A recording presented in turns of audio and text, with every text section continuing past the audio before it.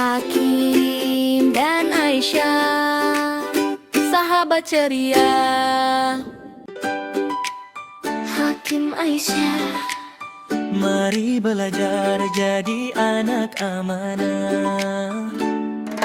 Hakim, kalau jumpa barang di jalan, jangan ambil buat simpanan.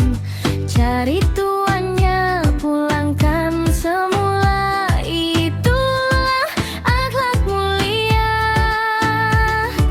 Bila janji jangan lupa, tepati masa setiap ketika. Orang amanah disayang Allah, hidup aman penuh barakah. Aisyah, amanah bukan hanya harta, Menjaga rahasia juga ibadah. belajar sungguh setiap hari. Itu amanah diri sendiri. Tolong ibu dan ayah tercinta, Jaga adik penuh mesra. dengan ikhlas dan kejujuran. Hati bersih penuh iman. Bersama amanah, amanah indahnya hati bila jujur.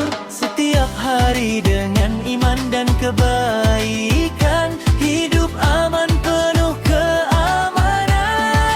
keamanan.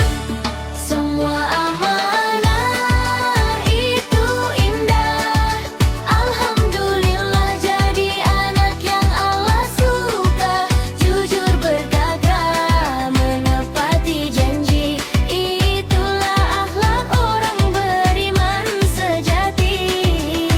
Innal wahaya murukum antu adul amanah. Innallaha yamurukum antu adul amanah. Sesungguhnya Allah menyuruh kamu menyampaikan amanah. Hakim dan Aisyah bersama, Belajar amanah setiap masa. Ustazah Hana, Rasulullah Al-Amin namanya. Jujur dan amanah sepanjang masa.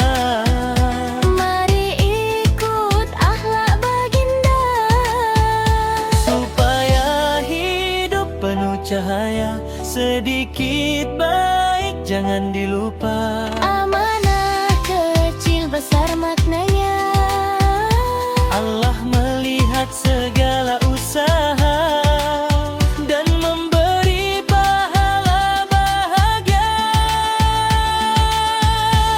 Semua amanah itu indah. Alhamdulillah Bawa damai dalam jiwa. dengan iman dan kejujuran.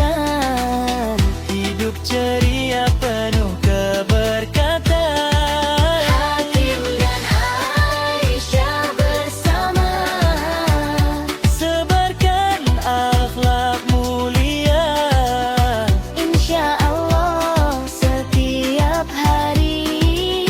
Jadi anak soleh dan soleha sejati.